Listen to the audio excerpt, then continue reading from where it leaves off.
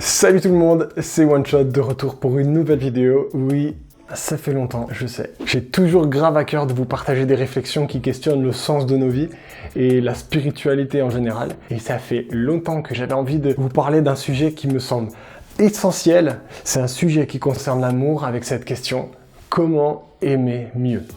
Oui, parce que si vous n'avez pas vu ma vidéo précédente, je vous partageais l'idée que l'amour n'était pas seulement un sentiment, mais il était aussi un choix. Il semble qu'on peut agir sur l'amour. Mais il faut avouer un truc, c'est que l'amour est un concept parfois hyper difficile à vivre. Quand par exemple on ne reçoit pas le retour que nous espérons, quand l'amour semble inaccessible, quand l'amour devient possessif, malsain. En fait, il y a plein de fois où on se dit qu'on aurait dû plutôt être indifférent plutôt que commencer à aimer. Pourtant, c'est dans l'ADN de l'être humain d'aimer. Nous aspirons tous à aimer, nous avons ce besoin d'être aimé et d'aimer quelqu'un. Et aujourd'hui, on voit encore combien le monde se déchire à cause du racisme, de l'intolérance, de l'égoïsme. En fait, si on veut être honnête avec nous-mêmes, quand on fait le constat et on regarde le monde, on peut se dire que finalement on n'arrive pas très bien à s'aimer. Et si on pouvait apprendre à aimer ? Je sais, ça fait un peu utopiste comme ça, mais pourquoi on ne fait pas plus de débats sur comment aimer et qu'est-ce que c'est l'amour, le vrai ? Faut pas avoir honte en fait d'étudier le sujet. C'est la chose que nous recherchons tous. Et je vous encourage à regarder jusqu'au bout cette vidéo parce que j'aimerais vous partager les meilleurs conseils que j'ai trouvés pour aimer mieux. Alors oui, j'aimerais vous partager le livre qui m'a le plus impacté sur ma manière de vivre l'amour. Ça va peut-être vous faire un peu bizarre, mais ce livre, c'est la Bible. Alors oui, c'est un livre religieux, mais il y a une sagesse incroyable dans ce livre concernant l'amour. Et j'aimerais vous le montrer en vous partageant les 5 conseils que j'ai trouvés dans ce livre pour aimer mieux. Vous verrez, c'est hyper actuel, hyper concret, hyper pratique. C'est parti, go! La première clé que donne la Bible pour aimer mieux, c'est d'être au contrôle de nos désirs. Il y a ce passage qui dit « Là où est ton cœur, là aussi sera ton trésor ». On entend parfois l'idée qu'il faut faire ce que son cœur désire, mais il y a un problème avec cette idée, c'est que nos désirs nous jouent parfois des tours. Lorsqu'on regarde à long terme, certains désirs peuvent être bons et d'autres fois mauvais. Je vous donne un exemple. Lorsqu'il y a une dispute entre frères et sœurs, quand l'un est blessé, il peut être tenté de vouloir se venger pour apaiser sa colère, mais s'il regarde à long terme et à sa volonté peut-être de vivre l'amour dans sa famille, il peut finalement vouloir plutôt choisir de dialoguer, de pardonner, plutôt que de se venger.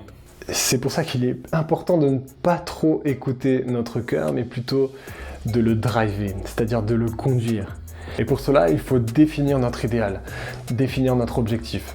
Il faut donc savoir là où nous voulons aller, là où est notre trésor, et ensuite nos désirs s'orienteront automatiquement vers notre objectif. Pour mieux aimer donc, il faut contrôler et trier nos désirs en regardant notre objectif à long terme. Tu veux avoir une amitié forte, une famille unie, ne vis pas trop sur tes émotions et fais des choix. La deuxième clé que la Bible donne pour aimer mieux, c'est de faire attention à ne pas être trop centré sur soi. Si le grain de blé qui est tombé en terre ne meurt pas, il reste seul. Mais s'il meurt, il porte beaucoup de fruits. La Bible nous invite à mourir à nous-mêmes. Je sais, ça fait pas trop rêver comme ça. Mais selon elle, c'est déterminant pour porter du fruit et pour vivre l'amour. Comme l'image de cette graine, nous devons mourir à nous-mêmes pour mieux renaître. C'est un des problèmes de l'être humain, c'est qu'il est souvent trop tourné vers lui-même, selon la Bible. On fait souvent l'apologie d'une bonne estime de soi, et c'est légitime. Ça ne veut pas dire qu'il ne faut pas se considérer et ne pas s'aimer, mais l'idée de la Bible, c'est de détourner un peu son regard de son nombril, et de quand même regarder à l'autre. Il y a une maxime qui dit que pour aimer l'autre, il faut d'abord s'aimer soi-même. Cette maxime ne vient pas de la Bible.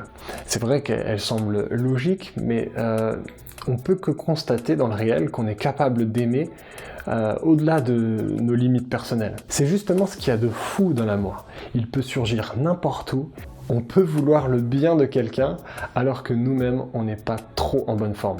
Je vous donne un exemple. Si un jour vous êtes projeté dans un village d'un pays très pauvre, passez quelques jours à comprendre ce que les gens vivent, leurs besoins, et je vous mets au défi de retenir votre empathie.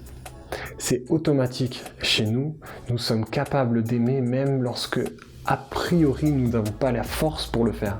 Il nous suffit simplement de regarder ailleurs, de regarder à l'autre, et l'amour apparaît. La troisième clé que donne la Bible pour aimer mieux, c'est de trouver des personnes ressources qui nous aiment gratuitement. Cet amour consiste non point en ce que nous avons aimé Dieu, mais en ce qu'il nous a aimé le premier. La Bible ne nous dit pas d'aimer sans recevoir. Elle nous dit que l'amour consiste en se laissant aimer par l'autre. Ici, en l'occurrence, c'est l'amour de Dieu qui peut être reçu. D'ailleurs, pour être un peu plus précis, la Bible dit que lorsqu'on se laisse aimer par Dieu, cela transforme notre cœur, au point que Dieu vient nous aider à aimer à notre tour.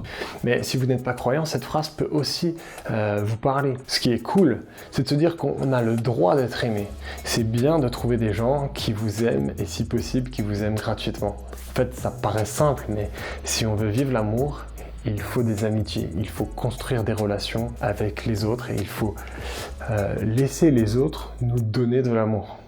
La quatrième clé que donne la Bible pour aimer mieux, c'est de développer l'amour gratuit. Il n'y a pas de plus grand amour que de donner sa vie pour ses amis. Le plus puissant des types d'amour selon la Bible, c'est l'amour qui se donne, l'amour qui cherche le bien de l'autre.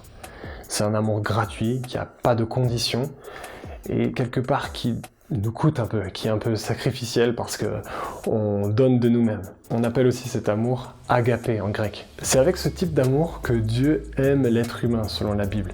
Il se sacrifie gratuitement pour sauver l'humanité. Alors oui, il est hyper chaud à développer. Certains disent qu'il n'existe pas. Moi, je crois qu'il existe et il est comme un peu miraculeux. Et je crois qu'il est indispensable. Et j'aimerais vous donner 3 raisons pour lesquelles il est indispensable. Première raison, dans une amitié ou dans un couple, si l'autre passe un moment difficile et qu'il n'est plus en capacité de vous donner l'amour dont vous avez besoin, vous allez énormément souffrir si vous ne savez pas aimer gratuitement. Pour qu'une amitié et un couple durent, il faut s'entraîner à aimer pour uniquement le bien de l'autre et pas comme une valeur marchande dont on espère avoir tout le temps un retour. Deuxième raison, l'amour gratuit est le meilleur moteur du pardon. Le pardon, c'est essentiel pour garder une relation en bonne santé.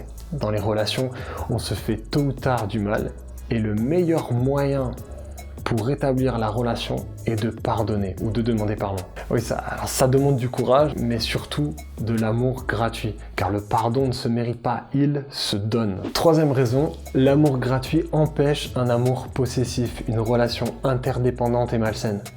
Si on aime gratuitement, on veut le bien de l'autre, pas forcément avec nous, mais nous laissons la personne libre. Une mère et un père qui aiment gratuitement leur enfant vont avoir plaisir en lui lorsqu'ils n'ont plus besoin d'eux. La Bible dit que cet amour gratuit est possible.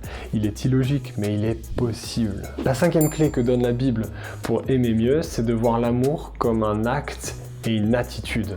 Concrètement, ça donne ça. L'amour est patient, il est plein de bonté.